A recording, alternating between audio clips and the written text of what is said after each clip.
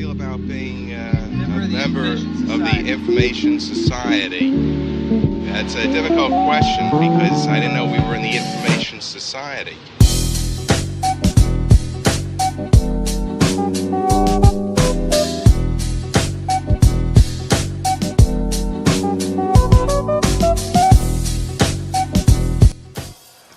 What is up, guys? This is Aviation24 here, coming at you with a brand new video, renamed segment called Model Review Wednesdays.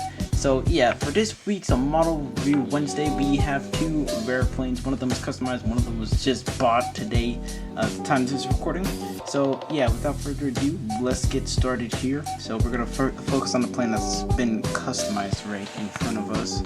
Here we have the Sun Country Boeing 737-800 in the Type 1 livery with split skims. So I'll be going over the detailing and what I've done for this model. This model is my work. I need a detailing. Yeah. So we'll get to that, you guys, just soon. So right here, starting off with the nose, we've got the main cockpit window, the P.2, the front nose gear on this aircraft, the R2, the R1 boarding door, and we got the Sun Country towel stretching down the whole aircraft here. Painted out. I know it doesn't look the best, but this was the best I could do at the moment. I might even retry it now that we have a fine tip brush. But also, if we take a look here, we do got actual detailing on the wing on this model. If you guys remember, this plane was a former Sun Country that was customized, and then it got re-customized now into the new livery. Yeah, remember this one had like paper wings here that were replaced. Yeah, paper engines. Now the engines are actually made out of wood. Yeah, they look like they're actual like Gemini Jets engines at first, or something to that effect, but no, these are wood engines that I carved out of wood and hollowed to give them a little bit of depth. So yeah, that's pretty cool that those are on there now. Here we got some overwing exits. Yeah, antennas, obviously on this model. All the custom models I do make, I do put antennas on them because why not? Got the registration, which is November 833 Sierra Yankee, with the American flag that I try to do. You got the R2 boarding door, which is actually just basically a catering door. And we got the beautiful Sun Country tail. Now you can't really see the topography map on there, but there is the topography map on this livery as well. I added that onto this plane because the real plane does have it, so, and the NG models version has it, so I also just did it because why not? And this is the only split skim towers one for 1 to 400 at the moment. So yeah, and it also has the cargo doors too. Yeah. So let's just take a look at the other side real quick. Nice little. Yeah, basically the same as the other side, just without the front and rear cargo door. So yeah, just another look at the topography on this side. Yeah, you can see it a little bit better now. And now moving on to our second rear model, which is the Air Doe 737-400 made by Gemini Jets. This is actually not a common release. I believe this was made 2006, as I see 2000. Wait, hold on a sec, you guys. Alright, 2006 right here at the. What? So yeah, we're gonna go ahead and unbox this aircraft now. Alright, bro, you can go ahead and unbox the aircraft now.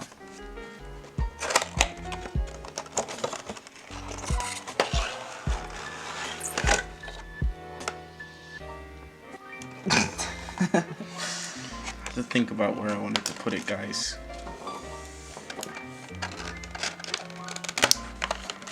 Now this is a 737-400, if it wasn't already mentioned. And this airline, I don't think they exist anymore.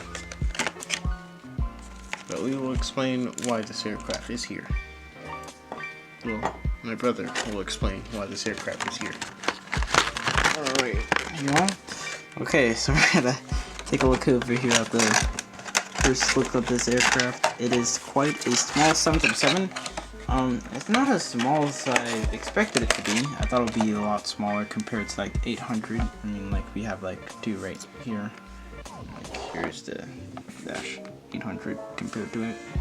Not too small. Yeah, it's like about like a 737-700 size. If we can. Oh. Probably like a little bit longer than the 700. Yeah. So that's a bit shameful of this 700. Yeah, you guys can see that. It is definitely longer than the 700. So yeah, that is a bit that's a bit sad for the 700. But yeah, right now we're gonna go into closer detail with this aircraft here. All right, so starting off on this 2006 mold of a 737-400.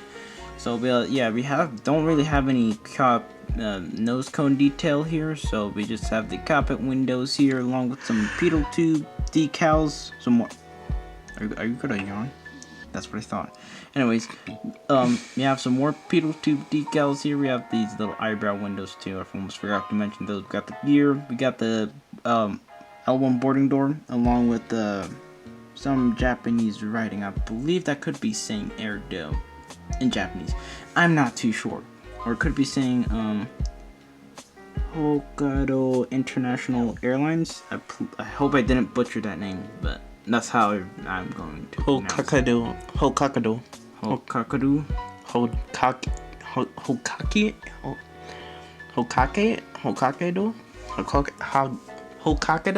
I think. Hokkaido. Okay, that sounds a bit more better. Hokkaido. Hokkaido, I think. Yeah, International Airlines, that's what it says. I believe that's just probably like the airline's proper name. And then we have these yellow and light blue stripes as we go along the aircraft. This is pretty interesting. And then we have the overwing exits here along with the beacon light right here. And then we have the CFM engines. I believe these are the CFM-4 E's. Probably. It doesn't really say because all the writing on the back of the box that I showed you is just in Japanese. Yeah. So I unfortunately don't know how to read or speak Japanese. So yeah.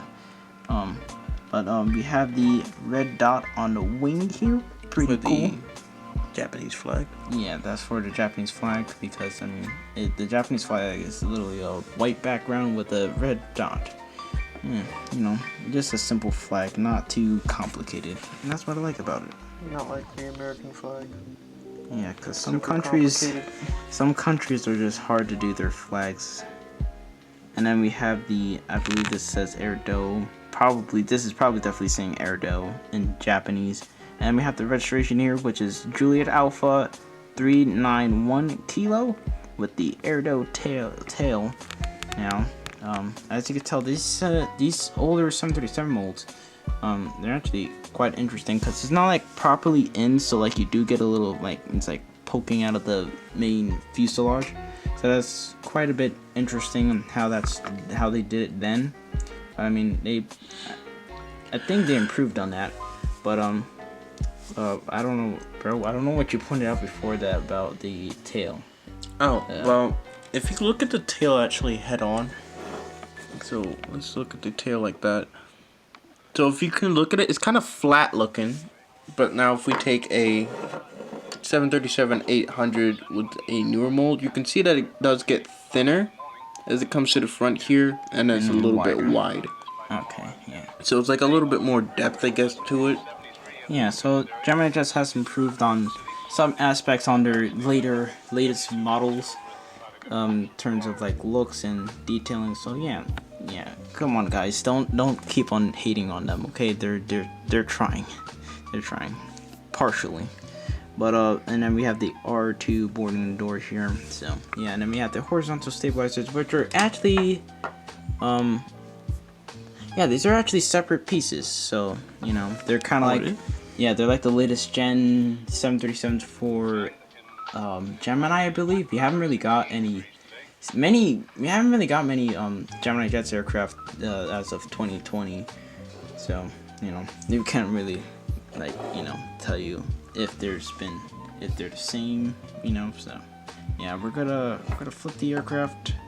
Yeah, we're gonna flip the aircraft upside down here. I already noticed one thing immediately as the aircraft is flipped over. Yeah, so starting off, we have the nose gear along with the rear forward cargo door, large Gemini Jets logo back in the day, as they used to have.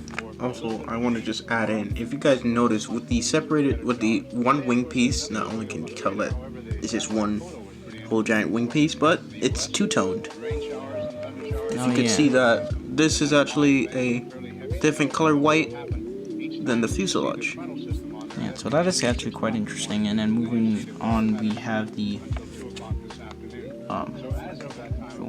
there we go. We have the rear cargo door along with the lavatory door access door, and then there is no detail for the APU access door, and then we have the registration on the wing, on the bottom of the wing, and then along with that, same Japanese red dot.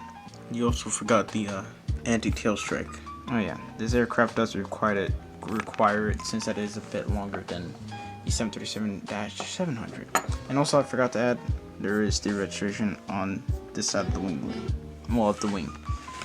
So yeah, yeah, that basically wraps up for this week's Model Review Wednesday. Hope you guys enjoyed it. These aircraft are some rare ones. So yeah, let me tell you why I bought this 737-400 in the first place. I'm going to be changing it over into an Air North Boeing 737-400. Because you know, this airport that these planes are on is the Great North, as most of you guys already know. So you know, just to make the collection, you know, also a bit more interesting, why not customize the plane? So yeah, that's what we're gonna be doing. It's gonna be turned over into an Air North. So yeah, so it can join the Canadian fleet, you know, and yeah, and then the Sun Country, it's gonna get a little bit worked on a little bit more, so it looks more good, perfect. Yeah, I think all that I need to do right now with the Sun Country, and you guys can leave comments on it as well. Let me know. Yeah, what do you think that my brother should do to, you know, make it look better? Yeah. So yeah, and he will try his best to do that. So yeah, just leave a comment on what my brother think, like what do you think he should try to do to make it look more realistic. Yeah, and don't number one, guys, just leave constructive criticism. I know Midwest Aviation. Yeah, Midwest Aviation. We thank you a ton for giving that constructive criticism it was on the intro side of the videos. That was really good how you pointed that out and gave us a solution. I really appreciate that. Well, we really appreciate that, and we hope to see more constructive criticism like that, guys. That's the kind of criticism we're looking for in terms of improving this channel. So yeah, because we want these videos to be enjoyable for you guys, you know. So yeah, thanks again, Midwest Aviation, if you are watching this, which you 100% probably are watching this video, because you know, you seem to enjoy our videos. But yeah, thanks for the constructive criticism. Constructive criticism. This video intro will be like probably 10 seconds shorter. So, or probably a bit shorter. I'll try my best to make it shorter. So yeah, thanks for the constructive criticism. And yeah, so yeah, that basically concludes for this video, you guys. Hope you guys enjoyed, and as always, guys, you know, stay positive, and you can achieve anything if you put your mind to it. And as always, we'll see you guys in the next video.